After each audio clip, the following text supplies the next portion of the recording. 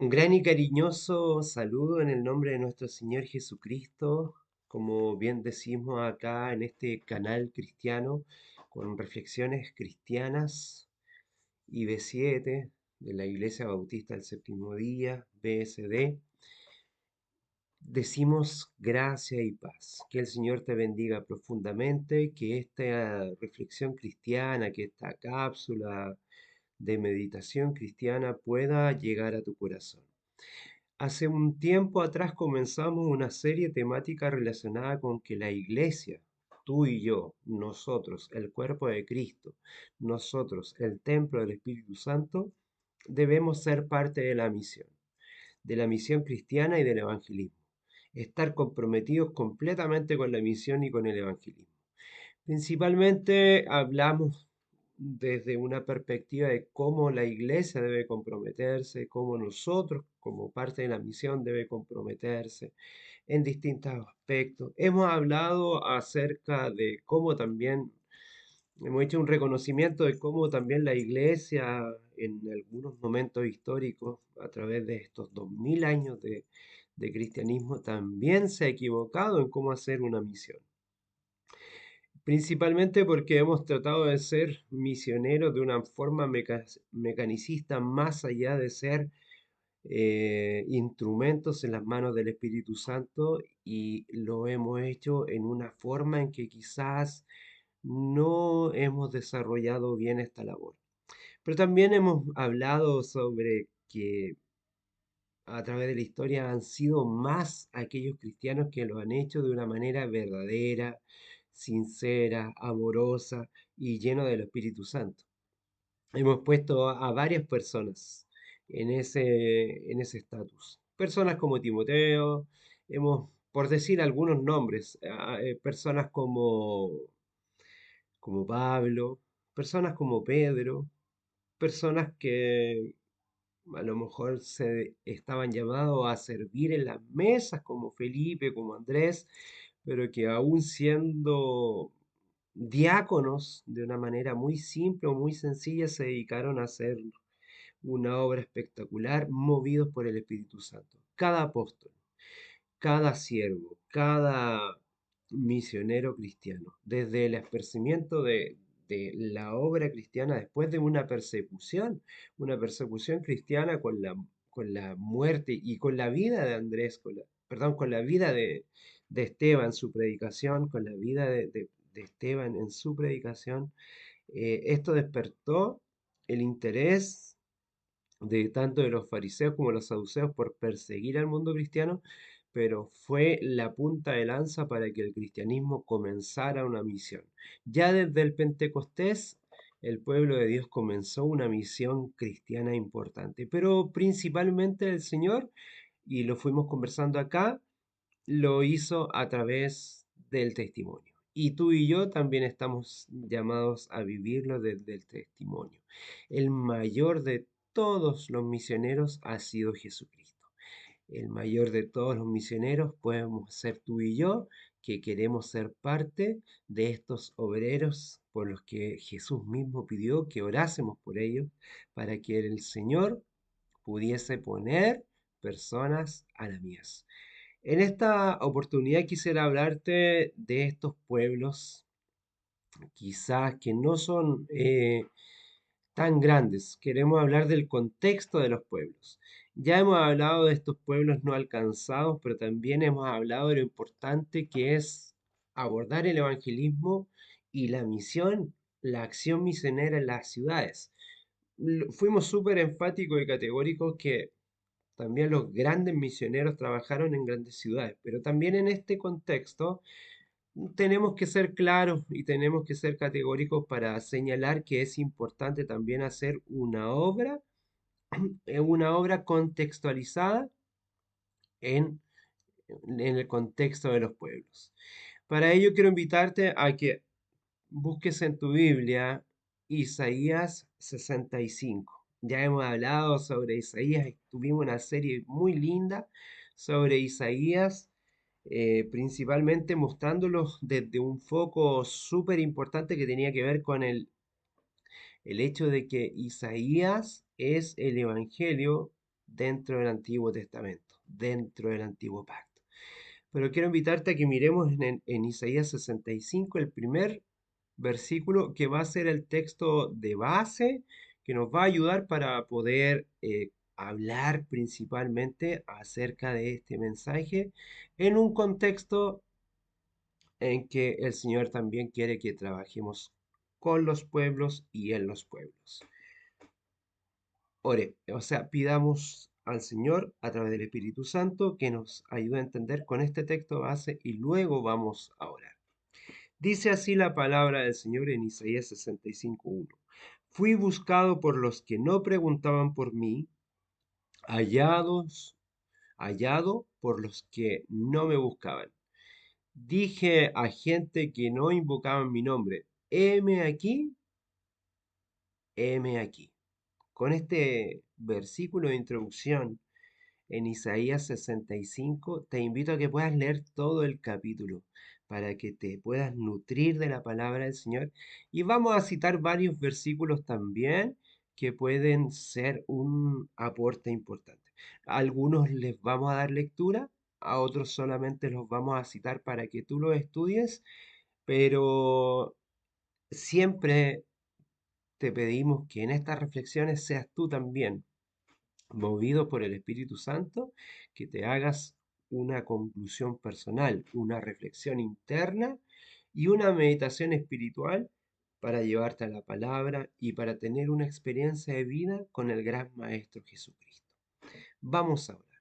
Querido Señor, gracias te damos porque eres un Dios maravilloso y bueno, y porque a través de toda la historia tú como el gran misionero has querido tocar nuestros corazones y nos has permitido a nosotros, seres imperfectos, la iglesia que tú fundaste, para que podamos también presentar por testimonio principalmente, por testimonio, siendo testigos de quién eres tú, el avance de la obra.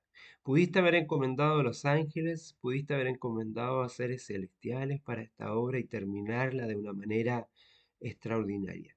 Pero nos encomendaste a nosotros, seres imperfectos, para transformarnos y hacernos perfectos en el nombre de tu Hijo amado. Señor, ayúdanos para que la iglesia sea comisionada en una misión extraordinaria, porque creemos en las cosas imposibles, porque creemos en ti, Señor, el Dios de lo imposible, que tú eres quien puede realizar la obra. Y en este contexto de los pueblos, Señor, tú también ilumínanos y también toca el corazón de aquel que quiere ser parte de la mies, que quiere también ser un misionero. Rogamos para que también pueda decir, heme aquí, envíame a mí. Todo lo agradecemos en los méritos de tu Hijo amado Jesús, quien habitó aquí en la tierra y fue un misionero lleno del Espíritu, guiándose por ti. Todo lo agradecemos en los méritos de Jesús. Amén y amén. Bueno, como decíamos, Dios planeó principalmente un mundo perfecto, a la perfección de Dios. Y nada a Dios le va a impedir lograr su propósito. Eso tienes que tenerlo muy en claro. Él se interesa por todas las personas. En Abraham quería bendecir a todas las naciones. Esto ya es evidente en el primer libro de la Biblia, en el segundo escrito por Moisés. El primer libro que él escribió fue Éxodo y luego en Revelación fue conociendo a muchos aspectos de cómo Dios en su creación fue mostrando su amor. Desde la caída e incluso después de un reinado en la creación a través del diluvio que condujo a la Torre de Babel, Dios hace un llamado a Abraham, quien quizás también supo de la Torre de Babel, porque piensa tú que los hombres hasta esa época vivían muchos años. Los seres antidiluvianos vivían muchos años, 800, 700, 900 años, algunos de ellos. Entonces, incluso cuando fue llamado, lo más seguro y lo más posible, si sacamos las cuentas, es que uno de los hijos de, de Noé, Sem, de donde desciende también Abraham de los semitas, eh, haya todavía estado vivo. Posiblemente estaba vivo. Quizás vivía en lugares distintos, pero él podía conocer el testimonio del diluvio por el propio testimonio de Sem. Y Abraham fue llamado, pero fue llamado para algo muy importante que aparece en Génesis 12:3, que es que en el fondo Dios le dice y le exige a Abraham, quien aún todavía no era cambiado su nombre, era Abraham solamente, Abram, eso es el nombre, para bendecir a todas las naciones a través de él. Y así lo dice Génesis 12:3, dice, en ti serán benditas todas las familias de la tierra, todas las familias de la tierra, no solo algunas, no solamente un pueblo que se consideraba escogido, pero escogido para una misión. Abraham fue escogido para una misión, su hijo Isaac fue escogido para una misión. Jacob fue escogido también para una misión. Cada uno de los que quizás puede llamarse un elegido, puede llamarse un escogido, ha sido escogido para una misión, que es bendecir a todos. Por eso es que en muchos aspectos de la Biblia tú ves personajes que se unieron al pueblo de Dios, que eran de otra cultura, que era de otra nacionalidad, que era de otro linaje. Comencemos hablando, por ejemplo, de los hijos de Jacob. De hecho, Abraham, su hijo Isaac, también tiene que buscar una mujer para bendecir a las naciones. Su hijo Jacob y sus 12 hijos tienen que buscar mujeres, y tomaron mujeres de Siquem y de otras nacionalidades. Después de estar también en Egipto por 400 años, se mezclaron con personas de otras nacionalidades para poder fundar una nación. Y estando después, cuando se desconoce la vida de José, un faraón no sabe quién era José ni quién era su linaje, desconoce, pero muchos de ellos se mezclaron con egipcios, con nubios, con personas que venían esclavos de otros lugares, con hititas, con personas semitas, con personas de distintos lugares, eh, para realizar esta nación. Y ya lo ves en la genealogía de Jesús, a Rahab, eh, ves también a Ruth, una moabita, ves a personas de distintos lugares. Por ejemplo, el mismo Moisés toma por mujer una mujer moabita, que quizás también es llamada como una etíope, quizás por el color de su piel.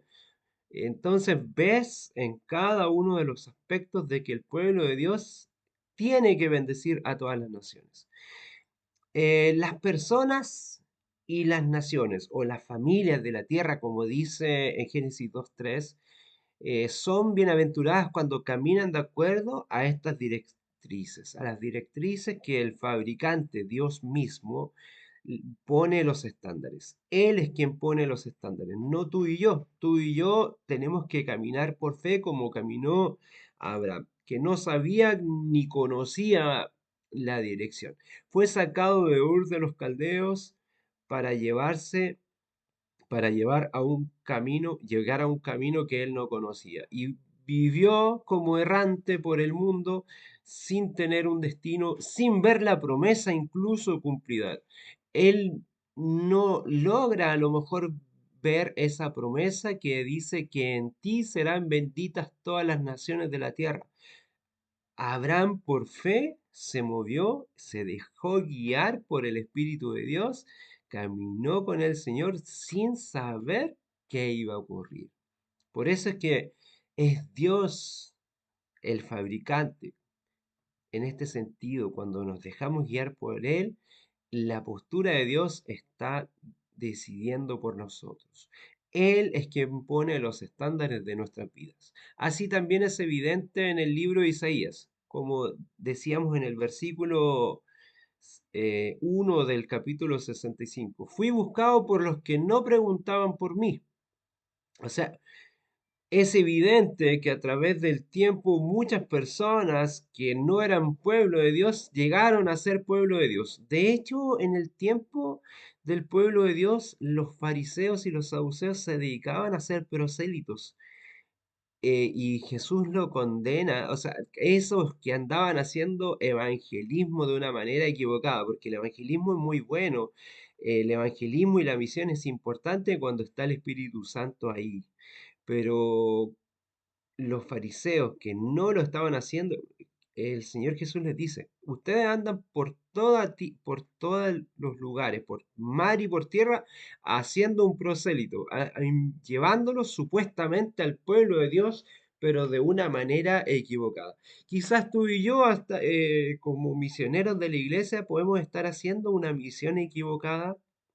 ¿Te lo has preguntado? Podemos estar recorriendo las ciudades, podemos estar recorriendo los pueblos y estar haciendo a alguien un prosélito de él, que es de otra nación, que es de otro pueblo, y llevándolo a un error en su vida, porque no está conociendo, quizás no está conociendo al verdadero Dios, no está conociendo a Dios a través de Jesucristo. Quizás puede estar conociendo enseñanzas y doctrinas verdaderas, puede estar conociendo enseñanzas y doctrinas basadas en la Escritura, en la palabra del Señor, pero puede ser que eh, en, en este encapsulamiento, en esta forma de vivir el cristianismo, no está viviendo para ser un testigo verdadero de la palabra del Señor. Siempre el Señor ha tenido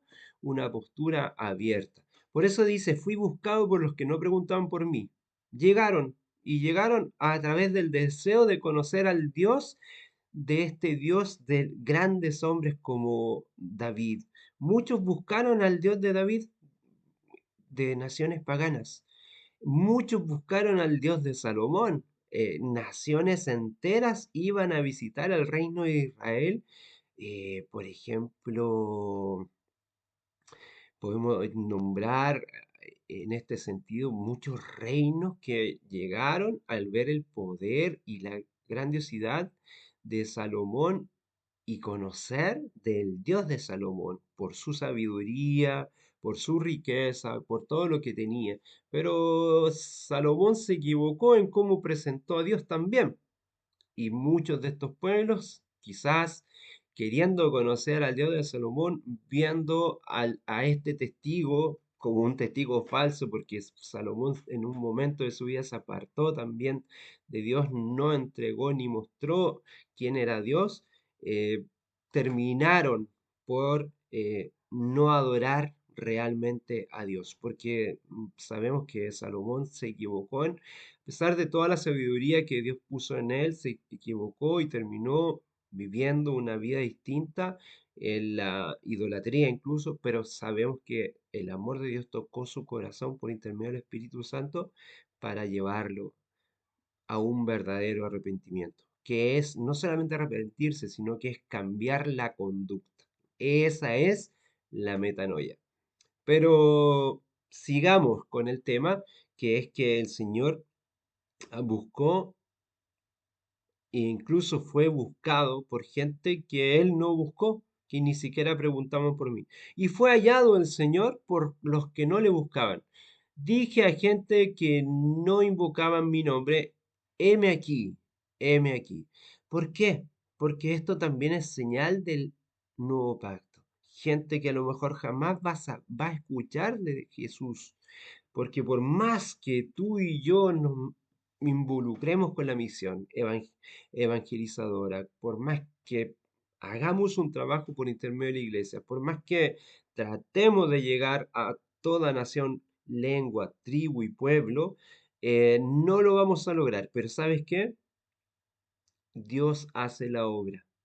Dios hace la obra y ha puesto el Espíritu Santo en toda persona, creyente para buscar a Dios quizás en un lugar, en un culto, en una iglesia, para tener para hacer Él una iglesia viva, pero también aquella persona que a lo mejor aún no ha conocido de Dios, el Espíritu Santo también está prometido para ellos, para su mente y su corazón, y pueda vivir en la ley del amor aún sin conocer la ley. Y eso es algo realmente maravilloso y espectacular.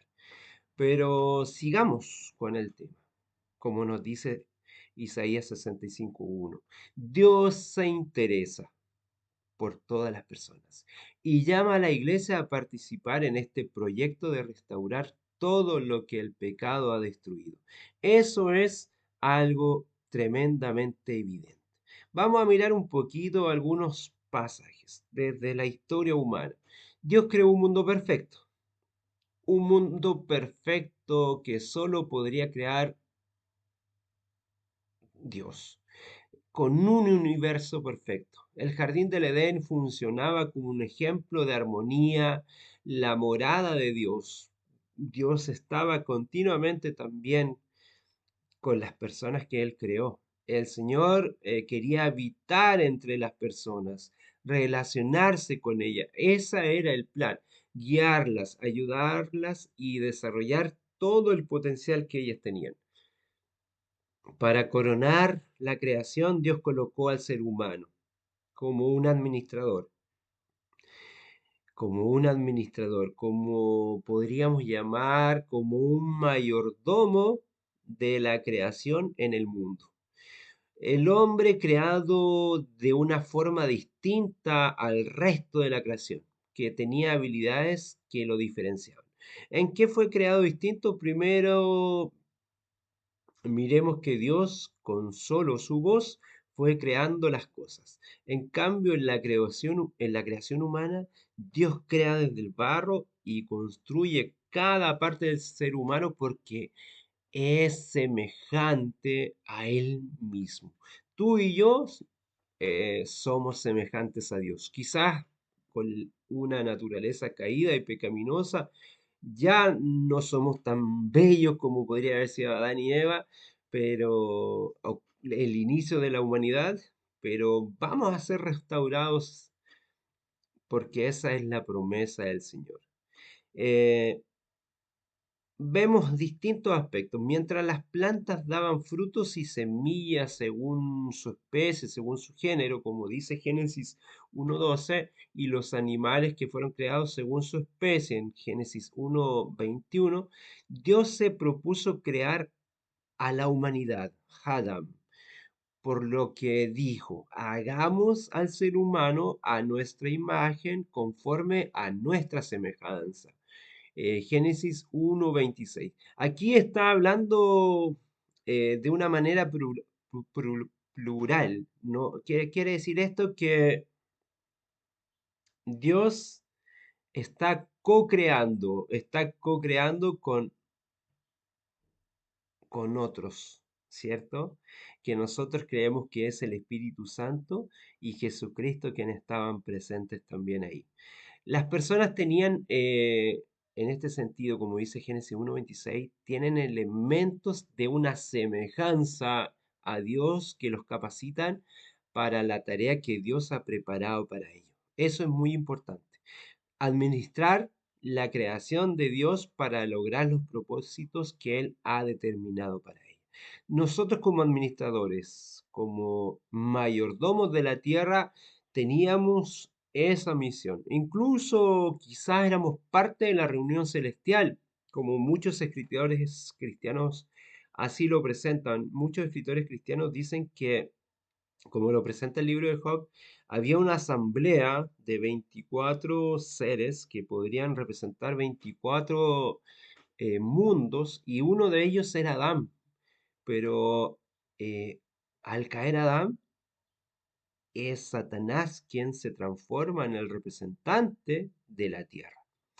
Un tema interesante que vamos a abordar en otro momento porque no quiero salirme de este tema que estamos recién comenzando, que es un contexto de Dios cercano a los pueblos, a todas las familias de la tierra, a toda lengua, tribu y nación.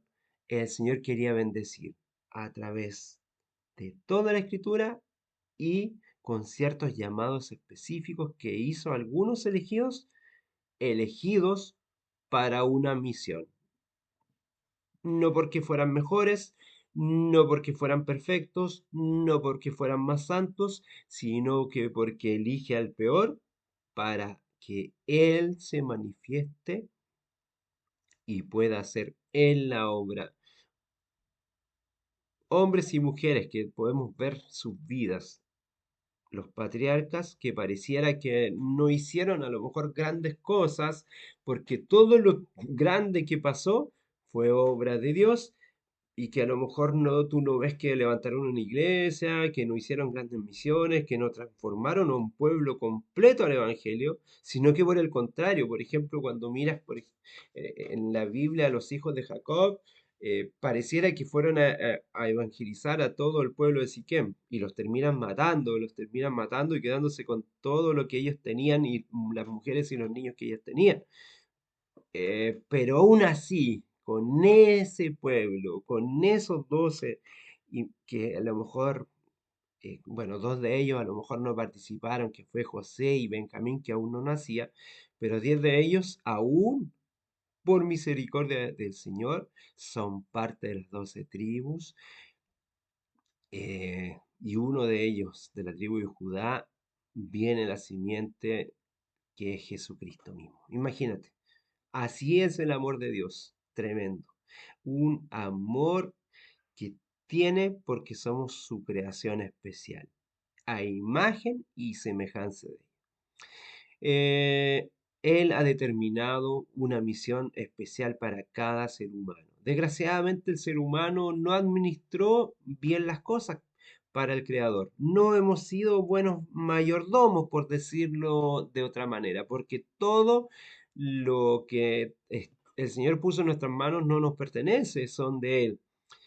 Tenemos que dejarlo muy en claro. Y el hombre decidió que él mismo iba a determinar lo que era correcto y lo incorrecto. Como resultado se rebeló contra el Señor y ahora nos administramos a nosotros mismos, somos mayordomos de nosotros mismos, eh, rebeldes a la voz de Dios porque somos nosotros los que estamos separados de Dios, somos nosotros los seres humanos que nos enemistamos con Dios, nos enojamos con Dios y no fue Dios quien se haya molestado con nosotros. Y esto es al perder nuestra verdadera naturaleza y tener una naturaleza orientada hacia el mal, una naturaleza pecaminosa por la rebelión contra Dios. Y ahora, como dije, nos administramos a nosotros mismos y mm, tenemos distintas posturas. Dios caminó con nosotros, con nuestros primeros padres, Adán y Eva, en el jardín. Y ellos pudieron intercambiar ideas sobre cómo desarrollar la creación al máximo. Ahora los humanos le han dado la espalda a Dios y hacen las cosas que quieren. Cuando establecen ciertas normas de comportamiento, los valores que defienden empiezan a crear su propia cultura. Hoy día tú ves que cada nación, que cada estado puede tener sus propias leyes y administrar las cosas y algunas cosas que parecieran que fueran muy positivas o cosas muy negativas, las administran los seres humanos. Leyes que pueden estar tocando incluso principios no solamente cristianos, sino que principios humanos, que tienen que ver con la humanidad. Muchos principios ya, valores tremendamente trastocados. Las sociedades defienden más eh, a una persona culpable que inocente. Comenzamos por ver ese tema, un tema que es discutible. Quizá, bueno, cada persona podría tener una opinión distinta al encontrarse en una nación distinta, en un país diferente. Pero hoy día si hacemos como un símil o podemos mirar las distintas naciones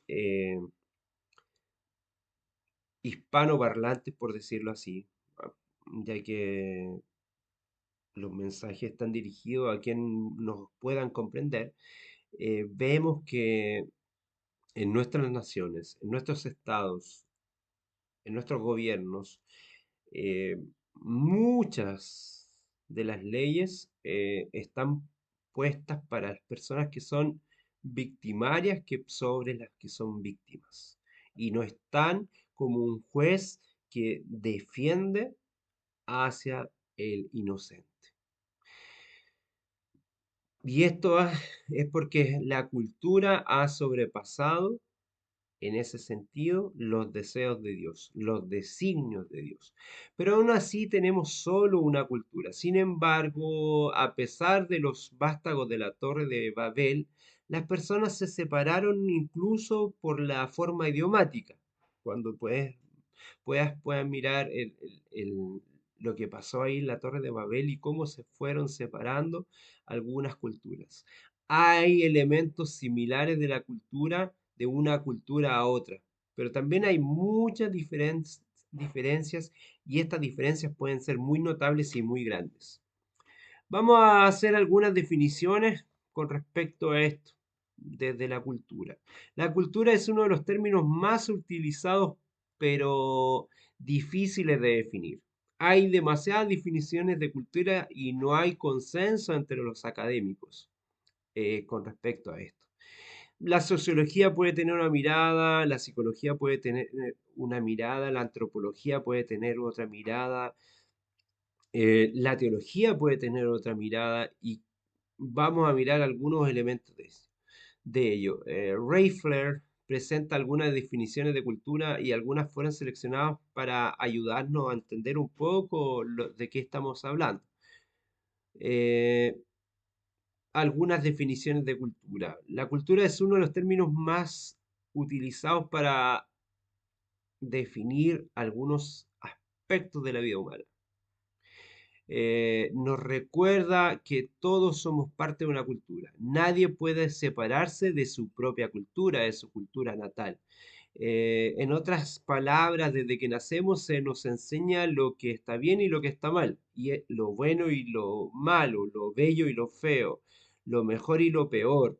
Y esto va a cambiar de una cultura a otra. Por eso que el Evangelio también le ha costado llegar a muchos lugares, porque hay costumbres distintas, hay valores distintos, hay aspectos referenciales de una cultura eh, en relación con otras que pueden ser muy distintas.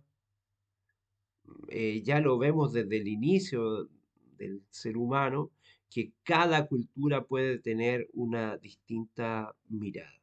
Valls, para nombrar algunos, vamos a nombrar unas pocas para que este espacio nos pueda dejar eh, una segunda parte en relación con este tema desde el aspecto cultural de los pueblos. Valls define la cultura como la herencia que el ser humano recibe de sus antepasados y transmite de generación en generación. No lo que, en ese sentido, lo que somos se transmite a una generación siguiente. A veces ni siquiera sabemos por qué tenemos ciertas costumbres o creemos en ciertas cosas o tenemos ciertas tradiciones, ¿cierto? A veces ni siquiera sabemos por qué creemos en tal o cual cosa. En una familia la tradición era comer pescado asado y en otra es pescado al horno, aunque los dos comían pescado. Pero antes de asarlo se le cortaba la cola y la cabeza y en otras no, pero ambos comían pescado. Cuando, por ejemplo, eh, bueno, antiguamente la gente se movía por clanes. Había un clan familiar donde una familia se iba eh, eh, uniendo entre sí y desde ahí surgían nuevas familias, pero seguían en un clan. Hoy día en nuestra sociedad es más distinto. Incluso cuando uno tiene una relación de pareja, ¿cierto? A pesar de tener valores similares, a pesar de haberte criado en una misma iglesia, de vivir en una misma ciudad, de venir del mismo país, de venir de a lo mejor de costumbres muy similares, de tener muchas nociones, a lo mejor incluso de haber estudiado en el mismo colegio, hay choques de las costumbres. Me pasa con mi amada, que muchas veces tenemos distintas formas de mirar las cosas porque ella tiene la cultura de su familia y yo tengo la cultura de la mía. Entonces, es un tema interesante de ver. Como decía, en una familia las papas o el pescado se come de una manera y en otro lugar se come de otra. Las lentejas por ejemplo, a mí y a Marta nos encantan, pero a Marta le gustan de una forma y cuando le toca cocinar a ella lo hace de una manera y cuando me toca cocinarlas a mí las hago de otra forma. Los porotos también a ambos nos gustan. A veces lo hago yo, a veces lo hace ella y puede ser que por ahí nos guste más como lo aprendimos de nuestros padres y hemos aprendido en ese sentido a buscar nuestra propia forma de buscarlo. Nuestros abuelos, nuestros bisabuelos, nuestras madres también fueron cambiando ciertas costumbres. Esto se ha prolongado a través de distintas generaciones. En cierta oportunidad, y este es como un relato eh, muy conocido. En cierta oportunidad conocí a un pastor que dijo que él llegó a participar en su juventud a un coro cristiano, y que cada vez que el coro pasaba a la plataforma de la iglesia, entraba por una puertita de atrás para ponerse delante de la iglesia y estar presente en que el coro pudiese tener una participación. Y él notaba que cada vez que entraban las personas, se agachaban, hacían un gesto y se agachaban, como una especie de reverencia. Y él le llamó mucho la atención y lo comenzó a hacer. Después de 2, 3 meses, él todavía no era pastor, era joven, eh, no estaba su vida dedicada al pastorado, pero un día le pregunta al director y el director le dice es que siempre se ha hecho así. Y él quedó con esa interrogante, empezó a preguntar y hasta que llegó al hermano más antiguo de la iglesia, al más viejito que había sido parte del coro también, cuando era joven. La iglesia tenía más de 60 años y este caballero tenía casi 90 años y dice, claro, la iglesia tenía como 70 años y dice que cuando la iglesia la construyeron había una especie de campana en ese lugar donde no había una puerta y no era la entrada de la iglesia. Entonces, cada vez que tenía que pasar a alguien, un pastor, un predicador o alguien, un anciano de iglesia, un presbítero, un diácono, tenía que entrar por ese lugar hacia el lugar del culto y donde se realizaba a lo mejor la acción o donde entraba el coro, todos tenían que agacharse. Pasaron los años, se sacó esa campana y la gente ya tenía la acción de agacharse y lo continuó haciendo.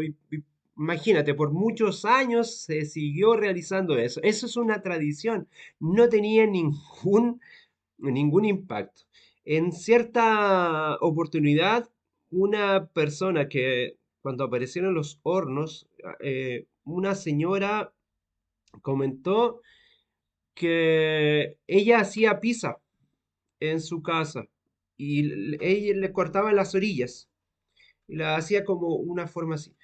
Y su marido le preguntó por qué pasa, le cortas A las pizzas le corta lo más rico, lo que más me gusta a mí, que son las orillas de la pizza. Es que mi mamá la hacía así. Siempre vi que lo hizo así. Y le preguntó a su suegra, esta persona, y él dijo, es que mi mamá lo hizo así. Y él le preguntó porque la abuela estaba viva. Y le preguntó que por qué le cortaban las orillas. A mí me encanta la orilla y mi señora le corta la orilla.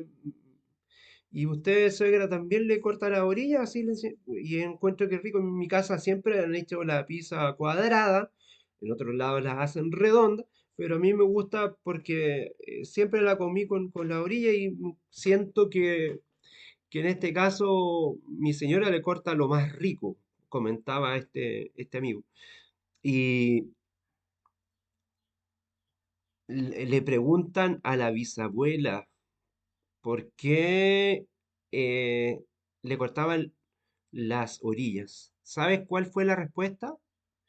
Lo que pasa es que en esos años, cuando yo hacía la pizza, era una señora que venía desde Italia, que venía con toda la tradición de las pizzas, y dice que ellas eran tan humildes y tan pobres que su horno era tan pequeño que no cabía toda la masa y tenía que cortarla de tal forma, que por eso la hizo así.